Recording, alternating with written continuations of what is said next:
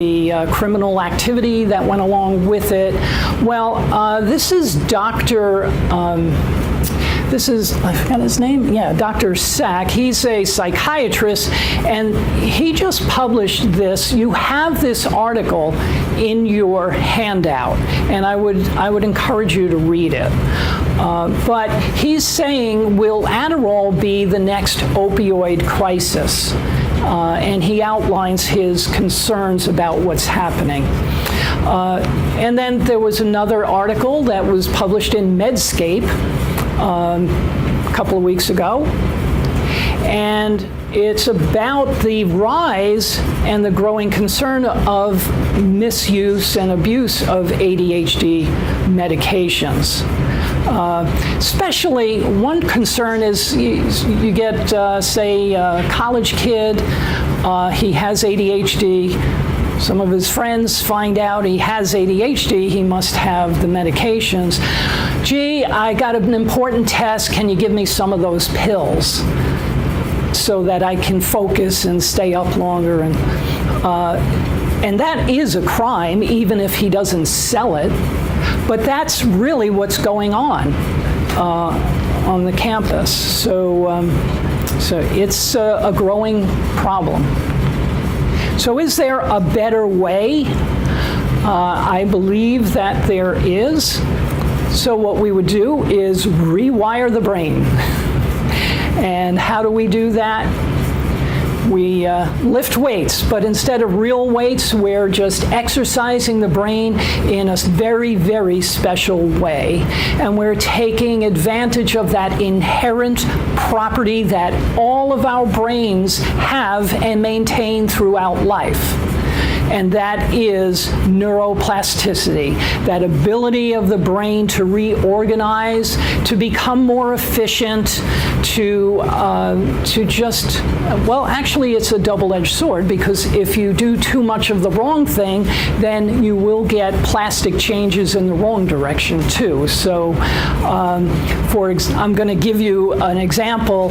If you decide to take up golf, and you get an instructor and they show you how to swing the club, and you learn how to hit the ball really, really well, you're going to make plastic changes within your brain and your nervous system so that that activity, going all the way from the initial thought of wanting to swing at that ball and the motor planning that occurs, that blueprint that gets printed out before you even start to move, and then it goes into all these other parts of the brain, and you swing and you have a nice golf swing. But what would happen if you didn't have someone teaching you and you said, I'm just going to, if anybody golfed and tried to golf that never had before, it can be very frustrating. So let's say you keep doing it and you're doing it the wrong way. Well, you're going to build a very efficient pathway to hit the ball wrong every time. So it is a double-edged sword, but we have a good way of training the brain that helps. So my evidence-based program includes the following. It's a personalized and tailored approach. There are no two brains that are identical, and we can't just give a cookie-cutter solution. Everyone is evaluated, and I build my protocols and approaches based on what the findings are. So, cutting-edge neurofeedback, and it targets the source of the dysregulation in the brain. So we'll get into what that means in a minute. And I use a functional neurological or functional neurology evaluation to try and get a better idea and a better handle as to what parts of the brain, where is the dysregulation, even before I do something called brain mapping. And then I also use what's called a neurometabolic approach. Well, that's a big word. What does that mean? It means I want to make sure that all the nutrients and all the things that the brain needs to function optimally is provided, that it's there. We want to make sure that we exclude certain things. Sometimes you have in your packet things about heavy metals and lead and how that can lead to ADHD type symptoms. So sometimes we have to look at that. I always send patients for blood tests because there are specific things I'm looking for in the blood tests to give me an idea. Maybe, for example, their iron is too low. Well, if your iron is very, very low, you get what we call, and women are familiar with this, iron deficiency anemia, which can make you tired, but it can also cause you to lose focus, mood issues, and so forth. But even if it doesn't get to that point, if your stored iron, called ferritin, is too low, but it's still in the normal lab range, the research and the studies show that it can play a factor in causing ADHD type symptoms. So you have some of those studies in your packet also, so you can read through that. And also, you know, no man is an island. ADHD is, there's a lot of moving parts to this thing, so coordinate care with other healthcare providers. For example, if the patient is on medications and they may get to a point where, and I've seen this a lot, their brain improves to the point where I can tell them, talk to your prescribing physician to see if it's okay for them to try and go without the medication, and let's see what happens. And usually it's not a problem. This type of medication is take it as you need it, you know, so I don't have to worry about that. But I never tell anybody to get off medication or get on medication. That's not my scope. That's not what I do. But I will tell you when it's a good time to consider that and talk to your prescribing physician. Sometimes we need the psychologist, or sometimes we need other things. So if that's needed, we coordinate the care. And a lot of times patients come in and they already have the psychologist, and we want to have a little communication, let them know what we're doing. All right, so how many here, before you heard about this workshop, have you heard about neurofeedback? So one person. Most people have not heard about it, even though it's been around for, this says 40 years, it's actually over 50 years, and yet we haven't heard about it. And so why? It's now becoming more and more popular because the research, especially for neurofeedback for ADHD, is accumulated and is very, very strong. So you might hear more and more about it, but it's like a really well-kept secret for many, many years. The American Academy of Pediatrics in 2012 had accepted neurofeedback as on par with the gold standard treatment. In other words, it is as effective, if not more effective, as the gold standard. And I want to say, I've seen a lot of times it's more effective. Why do I say that? Because when they stop their neurofeedback sessions, they continue to maintain their improvements. And as I said, a lot of times the improvements can increase over time. So the Academy of Pediatrics has recognized that. The American Psychological Association has long recognized neurofeedback, but this is a recent article that you have a copy of that talks about the strong evidence for it. And the neurofeedback approach is painless, it's drugless, it's non-invasive, and it has no side effects. So why not? And so what is neurofeedback? I'm going to show you another brief video, and this will explain exactly what it is and a little bit about how it works. This is a very, very well done. Hi, this is Mike Cohen. I first took my dad to neurofeedback in 1995. He was struggling with severe agitation. We went to top doctors, nothing worked. Then we found neurofeedback, and the effect on him was remarkable. Ever since, I've worked with neurofeedback. So when people ask, what is neurofeedback, they typically want to know how you do it, what it helps, and how it's different than other options.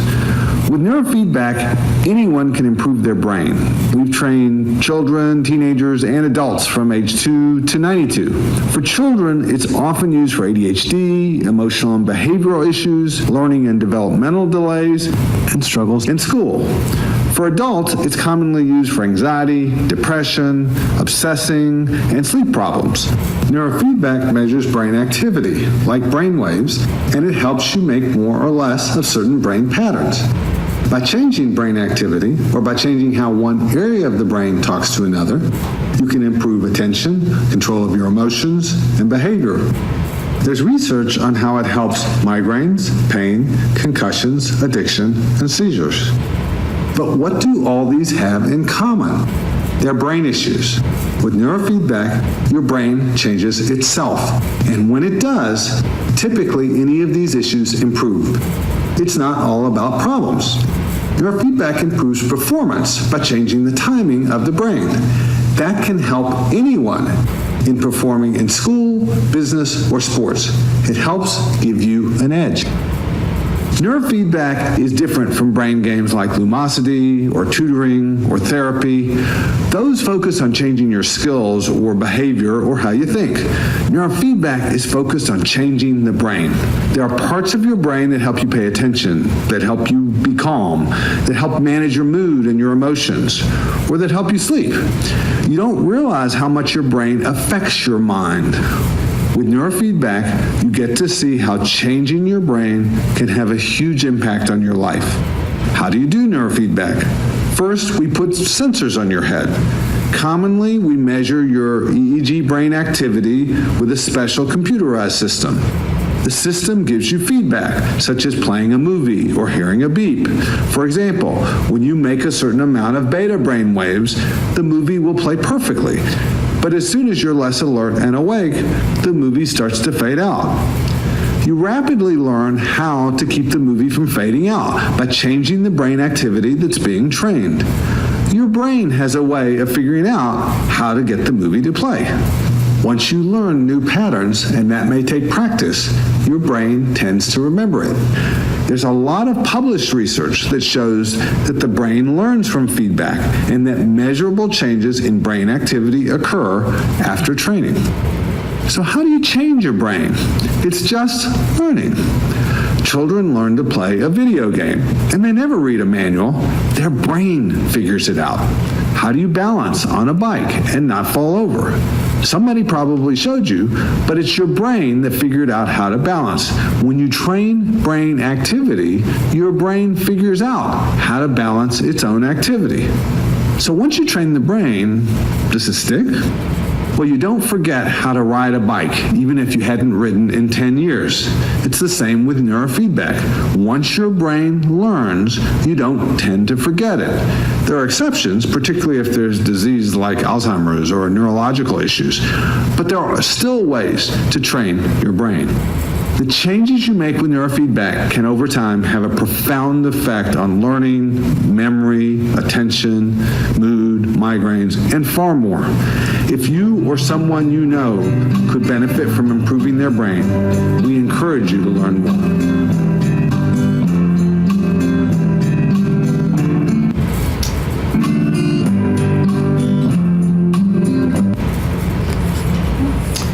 Okay, so, and I give Mike Cohen a very big thank you for that. He put that together and offered it to the organization International Society for Neurofeedback and Research. And the website, if you want to look at that again, or if you want to look up more information about neurofeedback, the website is isnr.org,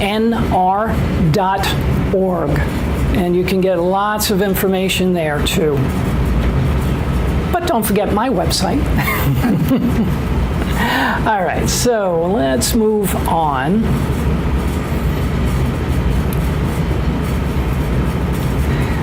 And we'll bring that here. Okay. All right, so let me ask you a question. If you are in a very deep sleep, do you think your brain would be working and producing fast activity or slow activity? What would you think? Everybody's afraid to say. If you're in a deep, deep sleep, your brain is going to produce a lot of very slow wave activity. And that's at the time when your brain is doing some maintenance, repair from the daily metabolism that the brain is producing. And so it's also that deep restorative sleep.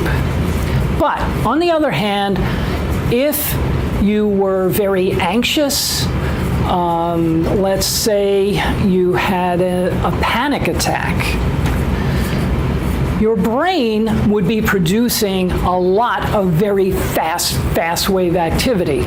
So the frequency of the electrical activity in the brain is a reflection of the activity and the state of mind of that brain. So what it is a case of, is your brain going too fast or is it going too slow?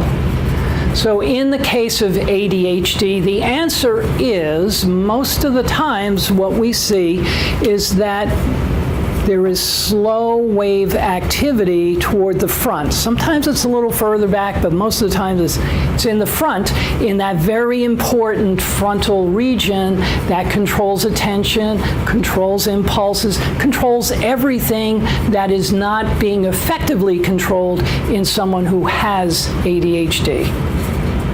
So what we do is we take sensors in the form of this cap, and you can see the cap over here. Maybe not too clear there, but there's a cap with these little sensors, and it just stretches and fits over your head. And then I put on this little gel in each of these sensors so that it picks up the normal brain activity that is, of course, electrical. Everybody knows our brains produce electricity. In fact, if we were to harness the electric current directly from the brain, you could light a 20 or 30 watt light bulb. At least that's what the neuroscientists tell us. So that is what we're measuring when we do something called an EEG, electroencephalogram. But this is a special type of EEG called a quantitative EEG, and it allows us to look at the different frequencies in the different parts of the brain and see where it's running too fast, where it's running too slow, and that gives me an idea as to how we can address that to improve it.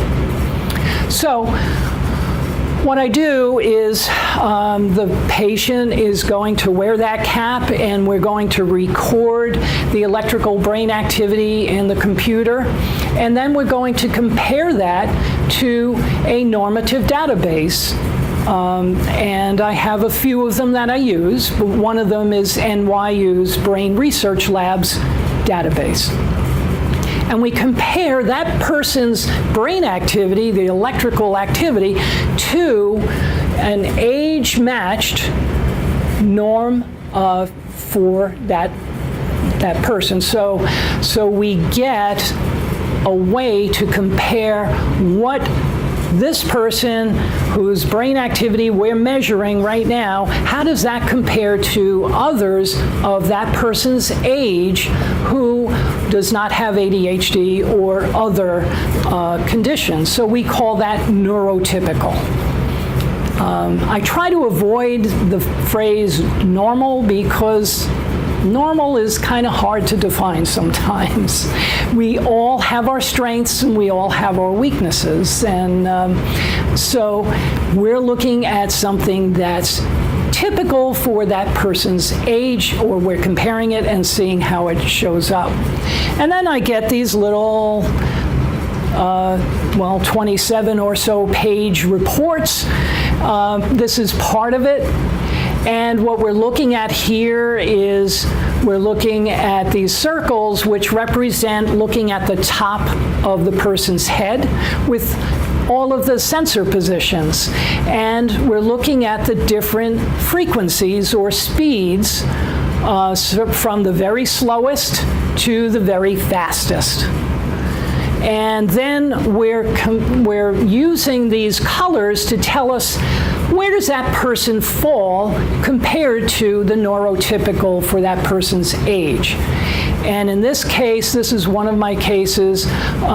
She was a 16-year-old girl, had severe ADHD, and we can see that this color up here, if we look at the color scale down there, it's at least 3 standard deviations above the neurotypical.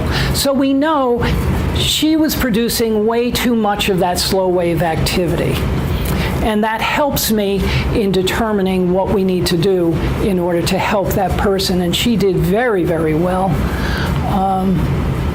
So here's a close-up, and this is a before. So in June 29th of 2015, this is where the problem was in that frequency, and you can see it right here toward the front. And here it is, September 18th, and you see that it has resolved, and she's within less than 1 standard deviation. So she did very, very well. And I have here, that's another kind of brain map that I use that superimposes the activity on a MRI pictures. And so this is what happens. The person, when they're doing the neurofeedback training, they're in a chair that's nice and comfortable. We have sensors on the scalp. They don't pierce, they're just lying on top of the scalp with this conductive gel so that the electric signals, which are very, very small, they're millionths of a volt, that goes into the computer, and in real time, it gets compared instantaneously multiple times per second to that age-matched neurotypical brain. And if that person in the chair is producing enough activity that matches close enough, then they get a reward, they get feedback. That feedback happens to be, if they're watching a video, the screen gets brighter, and they also hear these sounds. We call them the reward sounds or the feedback sounds. So let me just take a moment and explain that all of our brains are doing something all of the time, and that something is that it's looking at the outside world and it's noticing patterns. It's noticing sounds that occur, and it's trying to make sense out of the world. So one thing the brain will automatically do, sure as if I put someone in that chair right now and had them cross their legs and I tapped their knee, their patellar tendon, their knee is going to go like that. It's a reflex. You don't have to think about it.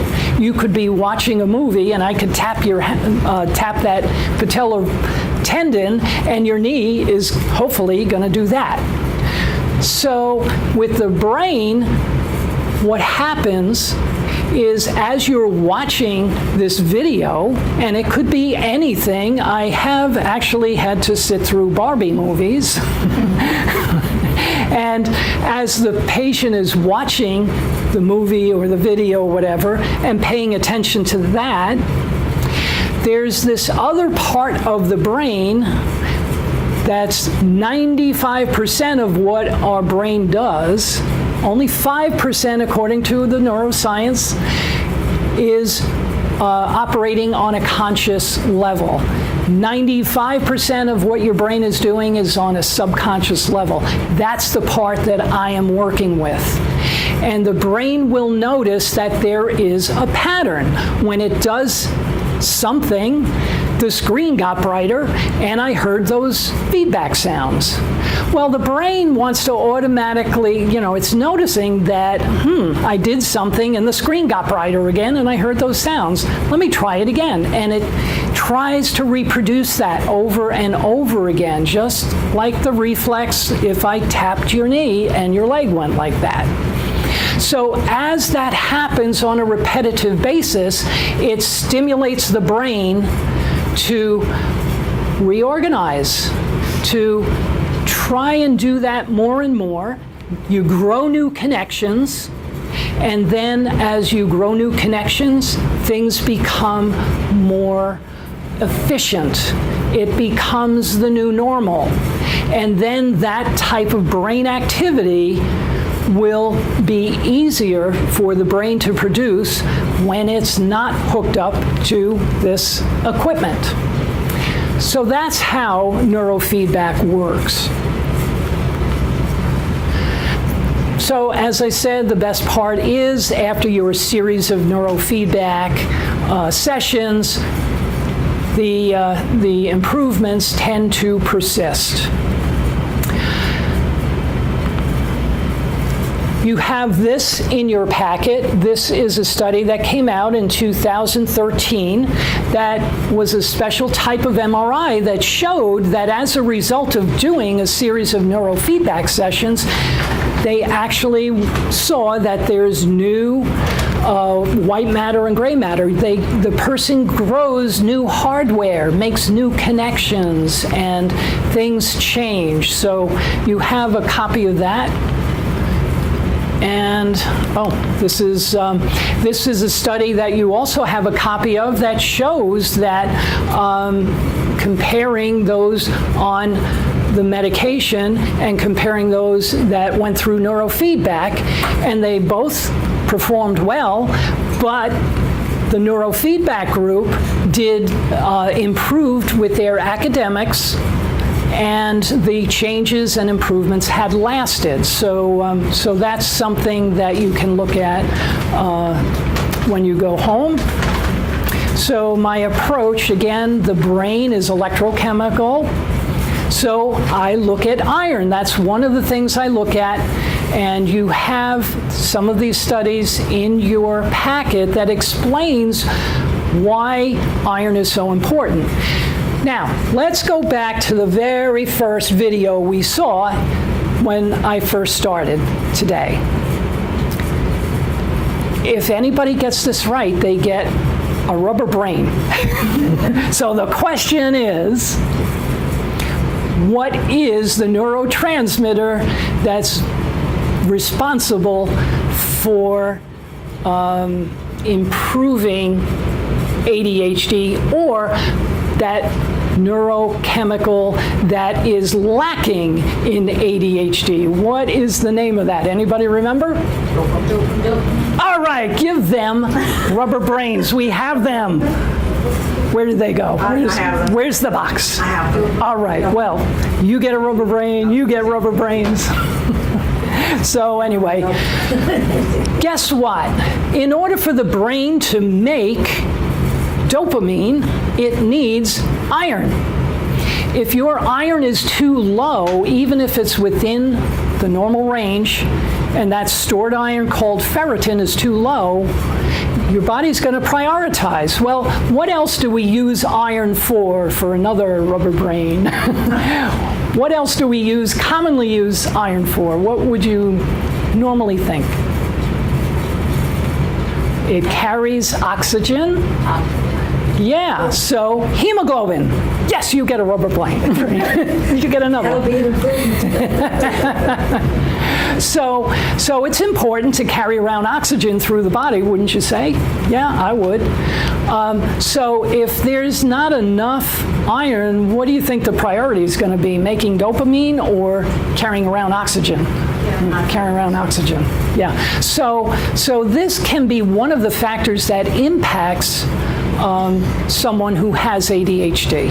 So I always look at that, and since I saw the big study that came out a year ago, a little over a year ago, I have been looking at this in all of my ADHD patients, and sure enough, the vast majority, the high percentage of them, maybe 90%, I'm seeing that ferritin is way too low, and in some cases, the iron was so low that they were either mild iron deficiency anemia or borderline. Well, how is that going to affect you when you're in school and class and trying to learn? If you ever saw anyone that had anemia, you would recall that they're always tired. They're dragging, especially as the day goes on. Can't focus. But another thing that iron does, if it's lacking, is it causes sleep issues. And if you don't have proper sleep, you're not going to be able to concentrate, and you're not going to be able to perform. You might be a little cranky, you might be a little moody. Well, guess what? We see that in cases where iron is too low. So we place the patient on iron supplements, and I have seen it time and time again. It improves. It doesn't correct everything, but it definitely can improve the hyperactivity. And what's the connection there? Anybody ever hear of restless leg syndrome? A lot of these people have low iron, and if you supplement with iron, the restless leg syndrome goes away. Not with every case, but there is a subpopulation of these people that will respond to iron therapy. Now, let me caution you. Don't run out and go to Vitamin Shop and get iron and start giving it to your child or yourself, because you need to know what your blood level is. You can have too little, but you can also have too much. So when I put someone on iron supplementation, I have to check them initially maybe 8 weeks down the road, just to make sure that they're absorbing it and it's coming up, because sometimes that's the issue. They're not absorbing it.